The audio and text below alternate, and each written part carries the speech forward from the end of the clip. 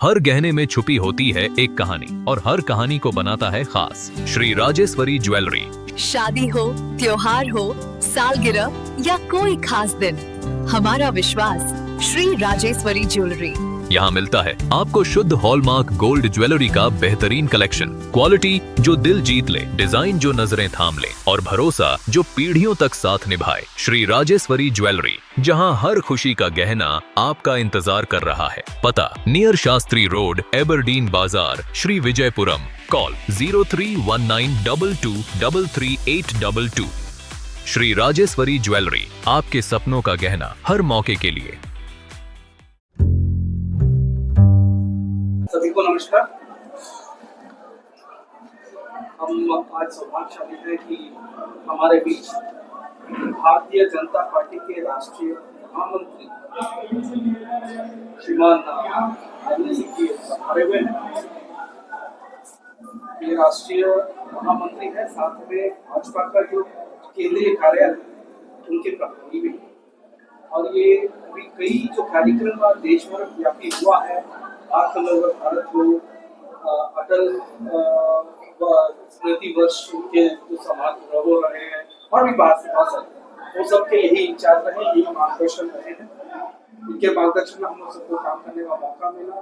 बहुत ही सक्रिय है और उनका पार्टी में बहुत इम्पोर्टेंट पोजिशन है। अब मैं, क्योंकि समय बहुत शॉर्ट है, इसमें और ज़्यादा न जाते हुए मैं रिक्वेस्ट करूँगा हमारे स्पोक्सपर्सन तो शब्द कहें, उसके बाद सबको मेरा नमस्कार।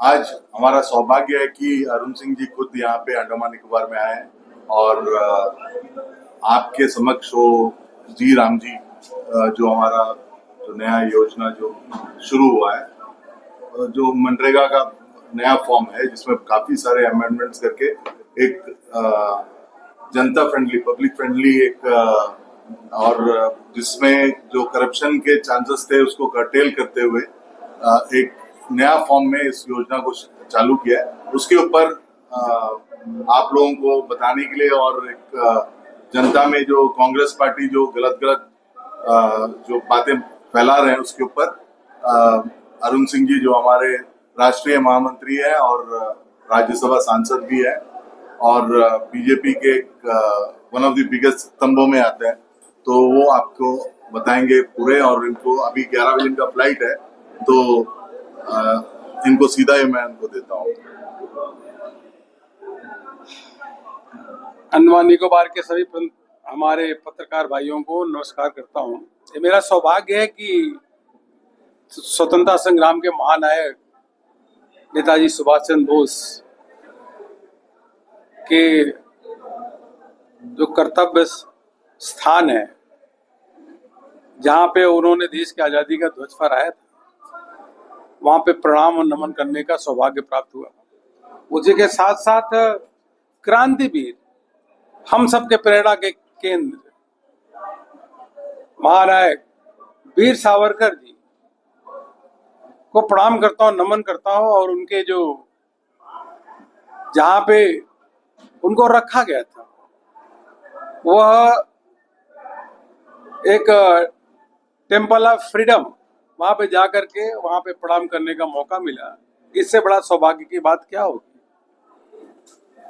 प्रधानमंत्री मोदी जी के नेतृत्व में लगातार ऐसे जो स्थान है जहां पे स्वतंत्रता के सेनानी जिन्होंने त्याग और तपस्या और प्राणों की आहुति दी, उन स्थानों को गौरवान्वित करने का काम हो रहा है।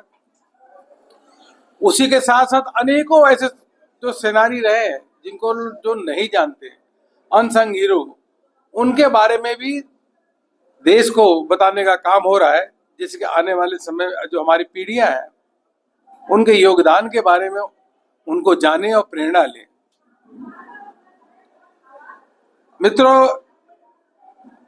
कांग्रेस पार्टी और पूरा विपक्ष नकारात्मक राजनीति कर रहा है, नेगेटिव पॉलिटिक्स, डिस्ट्रक्टिव पॉलिटिक्स, क्योंकि कांग्रेस और विपक्ष के पास कोई मुद्दा नहीं है और वह समझ से परे है। कि वो ऐसा क्यों कर रहा है, जबकि उसको बार बार चुनाव में हार का मुंह देखना पड़ रहा है। अब मोदी जी के नेतृत्व में 125 दिनों की नई रोजगार गारंटी आई है। 125 डेज नई रोजगार गारंटी, यह मोदी की गारंटी है। यह जी राम जी का बिल जो पास हुआ है, इसका लोग अभिनंदन कर रहे हैं कि 100 दिन की जगह 125 दिन लोगों को काम करने का अधिकार मिलेगा। पूरे देश में प्रशंसा हो रही है, लेकिन कांग्रेस विपक्ष के पार्टी इवन टीएमसी इसका विरोध कर रही है।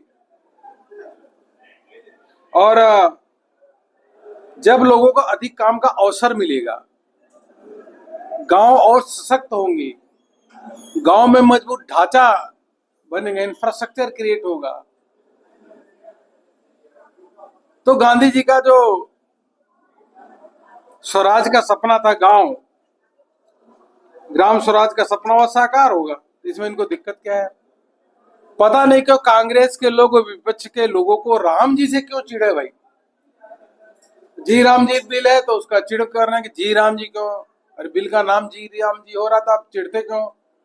ये मैं समझ सकता था कि 300 जब अपना राम मंदिर बन रहा था तो भी विरोध किए थे, राम मंदिर बनने से पहले भी विरोध किए थे। कांग्रेस पार्टी हमेशा भगवान राम का विरोध करती रही है, राम मंदिर का विरोध करती रही है, और यहां तक गिर गई कि जी राम जी का भी विरोध कर रही है। तो यह तो बिल्कुल दिवालियापन हो गया कांग्रेस के सोच का, और यह उनकी करनी ऐसी रही है। जब भी कोई अच्छा काम होता है, 370 धारा का विरोध कोई कांग्रेस ने किया, ट्रिपल तलाक का विरोध कांग्रेस ने किया, वंदे मातरम का गायन का विरोध कांग्रेस ने किया, और जब ऐसे अनेकों, ऑपरेशन सिंदूर का विरोध कांग्रेस ने किया, सर्जिकल स्ट्राइक का विरोध कांग्रेस ने किया, सरदार वल्लभ भाई पटेल की 150वीं जयंती मनाते हैं तो कांग्रेस विरोध करती है, संविधान दिवस मनाते हैं तो कांग्रेस और विपक्ष की पार्टी उसका विरोध करती है।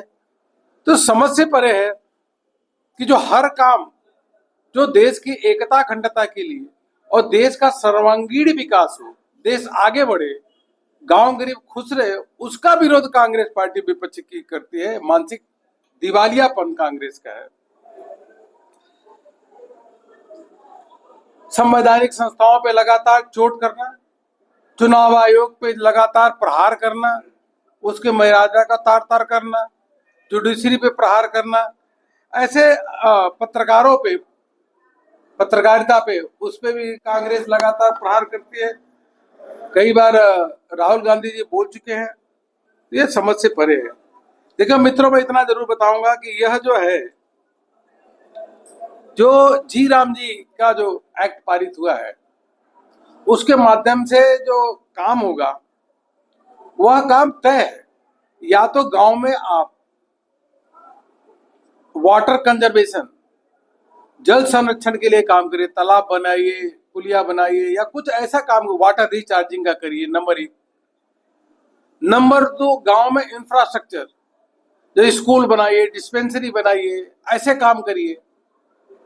तीसरा, आजीविका, एम्प्लॉयमेंट से संबंधित है, किसी भी मतलब वहां के काम करने वाले, मान नारियल सुखाने का कोई शेल्टर चाहिए, सुपारी सुखाने का शेल्टर चाहिए, काम करने का कोई आजीविका से संबंधित हो, वो इंफ्रास्ट्रक्चर का बनाना हो तो वो जी राम जी बिल से पैसा जाएगा, उसमें करिए। और एक आपदा, अगर आपदा से निपटने के लिए कोई चीज बनानी है आपको तो उस पे काम करिए। तो कुल मिलाकर 4 प्रकार के क्षेत्र है, उसमें आप काम कर सकते हैं। किसी गांव में अगर स्कूल है तो स्कूल मत बनाइए, शेल्टर बना दीजिए।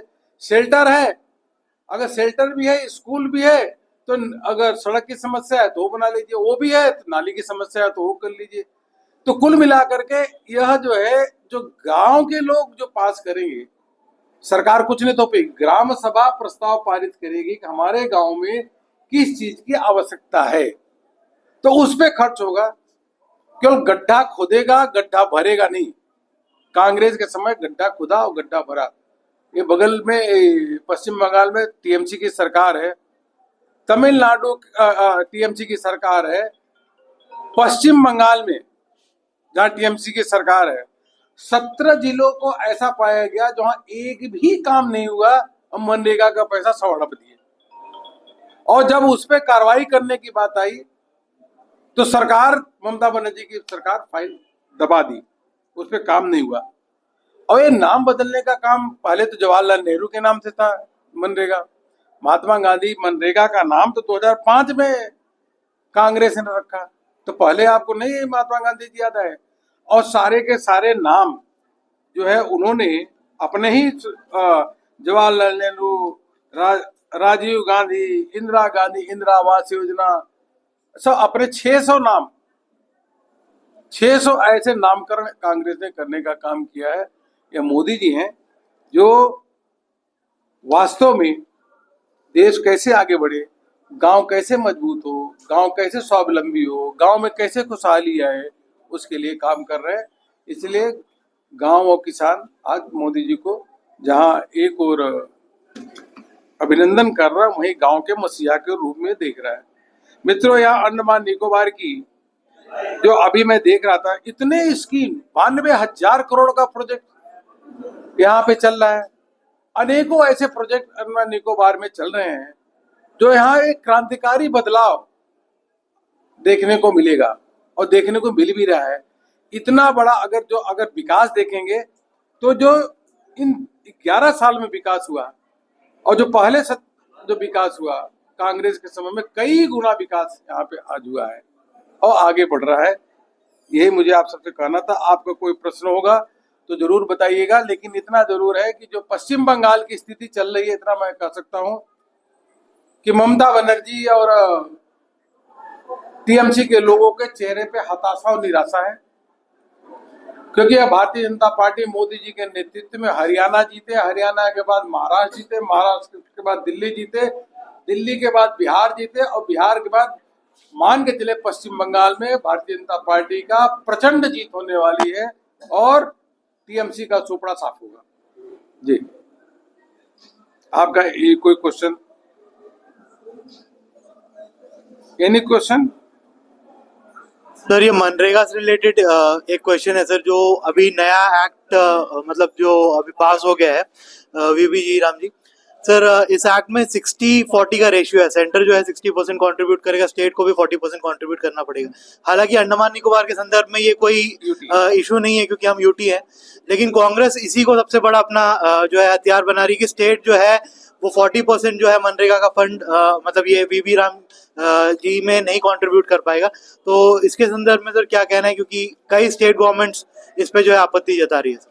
देखिए, कांग्रेस को समझना चाहिए कि ये जो है जिन राज्यों में घोटाला करती थी कांग्रेस, उन राज्यों में घोटाला के बाद जहां एदा कदा कांग्रेस बची है, अगर उस पर इंक्वायरी होती थी तो फाइलें दबा देती थी। पंजाब में भी दबाया, पश्चिम बंगाल में भी फाइल दबा दिया और कोई जांच ही नहीं हुआ। तो प्रदेश सरकार को तो खर्च करना ही चाहिए। हाँ, जहां तक मोदी जी की बात है तो मोदी जी के समय में मोदी जी ने 1,54,000 करोड़ रुपए, मतलब कुल मिलाकर के मनरेगा पे पैसा जो केंद्र सरकार खर्च करे वो बढ़ा दिया है। नंबर 1। नंबर 2, जब यूपीए के समय थी तो 32% जो टोटल कलेक्शन होता था वो 32% स्टेट को दिया जाता था। अभी प्रधानमंत्री मोदी जी के नेतृत्व में 42% दिया जा रहा है, तो राज्यों को फंड अधिक दिया जा रहा है। तीसरा, जो कांग्रेस अभी तक तो टोटल मनरेगा में पेमेंट हुआ है टोटल 11,74,000 करोड़ रुपए। 11,74,000 करोड़ में से जब प्रधानमंत्री मोदी जी की सरकार ने 8,53,000 करोड़ रुपए, मतलब प्रधानमंत्री जी के नेतृत्व में मनरेगा पे पैसा बढ़ा है, घटा नहीं बढ़ा है। लेकिन अब यह है कि इसका कंस्ट्रक्टिव एक सकारात्मक इस पे खर्च होना चाहिए, ये ऐसी व्यवस्था है। तो कांग्रेस को उसमें दिक्कत क्या है? पैसा तो सरकार के द्वारा अधिक दिया जा रहा है, केंद्र पैसा 32 से 42% दे रहा है, तो ओनस उनकी बढ़ेगी, जिम्मेदारी उनकी बढ़ेगी, क्योंकि इम्प्लीमेंटिंग जो एजेंसी है वो स्टेट होती है। और कांग्रेस को तो समझ में नहीं आता, कांग्रेस तो ऐसे रोती रहेगी, उसका मुद्दा ही नहीं है, फिर हारेगी चुनाव। राहुल गांधी जी फिर हारेंगे, हारते रहेंगे। ठीक है अंडमान से रिलेटेड क्वेश्चन पूछना चाहूंगा सर। ग्रेट निकोबार जो प्रोजेक्ट आ रहा है, जो हमारे सदर्न मोस्ट आइलैंड में जो प्रोजेक्ट आ रहा है, बहुत बड़ा स्ट्रैटेजिक प्रोजेक्ट है और नेशनल इम्पोर्टेंस का प्रोजेक्ट है। हमारे माननीय होम मिनिस्टर हो या माननीय प्राइम मिनिस्टर हो, हमेशा इस प्रोजेक्ट का जिक्र करके बोलते रहते हैं कि इंडिया के लिए मतलब बहुत इंपॉर्टेंट, लेकिन कांग्रेस जो है इसको लगातार अपोज कर रही है ग्रेट निकोबार प्रोजेक्ट को। एनवायरमेंटल कंसर्न्स जो है बता रही है कि एनवायरमेंटल कंसर्न्स है, और अभी हाल ही में उन्होंने एक प्रेस कॉन्फ्रेंस कर यहाँ पर ये भी बोला है कि देश भर के जेनजी को जो है वो लोग मोबिलाइज करेंगे कि इसके खिलाफ वो प्रोटेस्ट करें। तो इसमें क्या कहना है आपका सर, कितना स्ट्रैटेजिक प्रोजेक्ट का कांग्रेस अपोज कर रही है? मिलाकर के मानिए कि पर्यावरण संरक्षण के लिए सबसे अधिक काम अगर कोई किया है तो मोदी जी के नेतृत्व में हमारी सरकार ने काम किया है। एक पेड़ माँ के नाम, ऐसे करोड़ों पेड़ लगाए गए। क्लाइमेट चेंज के संबंध में जितना निर्णय हमारी सरकार ने लिया है, वह अल्टरनेट एनर्जी से न्यूक्लियर एनर्जी कई गुना प्रोडक्शन हमारा बढ़ा है, तो जिससे कि हमारे क्लाइमेट चेंज जो हो रहा है उसमें भी बहुत बड़ा बदलाव पॉजिटिव सकारात्मक दिशा में हुआ है।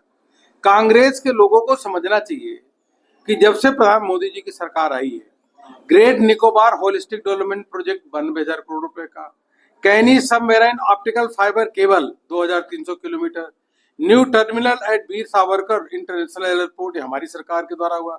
टूना एक्सपोर्ट क्लस्टर, ये हमारी सरकार के द्वारा हुआ है, कांग्रेस को सुना दीजिएगा। हम्फेरी स्ट्रेट क्रीक ब्रिज, ये हमारी सरकार के द्वारा हो रहा है मोदी जी के नेतृत्व में। NH4 expansion, Andaman trunk road Modi ji के नेतृत्व में हो रहा है।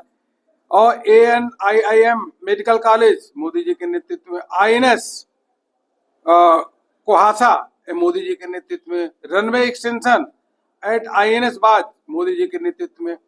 स्टेट मिसाइल लॉन्च इंफ्रास्ट्रक्चर, यह भी मोदी जी के नेतृत्व में हो रहा है। इंटेल इजलैंड शिपिंग फ्लीट, यह भी प्रधानमंत्री मोदी जी के नेतृत्व में। सागरमाला प्रोजेक्ट में यहाँ का भी इंक्लूड है, वह भी है। विजयापुरम स्मार्ट सिटी मिशन, यह प्रधानमंत्री मोदी जी के नेतृत्व में।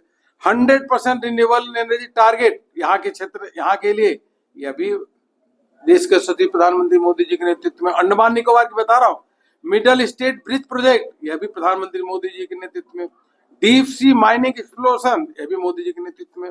Luxury tourism zones and new 5-स्टार इको रिजॉर्ट, मोदी जी के नेतृत्व में। कितना गिनाओ, डिजिटल कनेक्टिविटी, यह सब प्रधानमंत्री मोदी जी के नेतृत्व में एक क्रांतिकारी कार्य अंडमान निकोबार में हो रहा है। और ये सारा कांग्रेसियों को बताइए और उनसे पूछिए कि आपके समय में इसका 2% भी काम क्यों नहीं हुआ। तो ये दर्शाता है कि यह अंडमान निकोबार प्रधानमंत्री मोदी जी के दिल में बसता है, और गृह मंत्री जी इसके लिए निरंतर यहाँ पे आ रहे हैं, और वह उनके मनोमस्तिष्क में कि अंडमान निकोबार के लोगों के लिए और अच्छा क्या हो सकता है, वो सदैव इसकी चिंता करते रहते हैं। बहुत धन्यवाद सर, क्योंकि आप एक चार्टर्ड अकाउंटेंट भी हैं, अंडमान निकोबार आइलैंड्स में चाहे वो बीजेपी हो, कांग्रेस हो, सबको लगता है कि हमारा जो बजट हमको मिलता है सेंट्रल गवर्नमेंट से, वो बजट कहीं ना कहीं कम हमको लगता है, क्योंकि हमारा जो इंफ्रास्ट्रक्चर है अंडमान निकोबार आइलैंड्स में, चाहे वो रोड्स का हो, इंटरनल रोड्स हो, हमारे पोर्ट ब्लेयर के इंटरनल रोड्स हो, चाहे विलेज रोड्स हो, उनका हालत दिन पर दिन खस्ता होते जा रहा है। मौसम भी अंडमान निकोबार में ऐसा है कि लगातार मेंटेनेंस की जरूरत पड़ती है। तो MP साहब ने भी कई बार हमारे फाइनेंस मिनिस्टर को भी अप्रोच किया कि अंडमान निकोबार को स्पेशल ग्रांट दिया जाए, UT बजट जो है बढ़ाया जाए। अंडमान निकोबार में जो अभी हमने आपको स्कीम गिनाई, लाखों करोड़ रुपए की स्कीम केवल अंडमान निकोबार की ही है। और अंडमान निकोबार के लिए यहाँ पैसा खर्च करने के लिए केंद्र सरकार मोदी जी के नेतृत्व में पूरा झोली खुला हुआ है। अगर श्री विजयपुरम में ही अगर जा करके देखेंगे तो चारों ओर जो इंफ्रास्ट्रक्चर आपको दिखता है, पाथवे से लेकर के, पहले कभी था क्या? नहीं था। तो प्रत्यक्ष रूप से दिखता है कि अंडमान निकोबार में पूरा केंद्र सरकार के द्वारा मोदी जी के नेतृत्व में लगातार पैसा दिया जा रहा है। और 20 परियोजनाएं जो मैंने आपको गिनाई, वह सब कुछ देश के सचिव प्रधानमंत्री मोदी जी के नेतृत्व में हो रहा है। अंडमान निकोबार में और अधिक पैसा खर्च होगा, इतने मैं आश्वस्त कर सकता हूँ, क्योंकि हम सबके दिलो दिमाग में अंडमान निकोबार बसता है। भावनात्मक रूप से हम लोग यहाँ से जुड़े हुए हैं।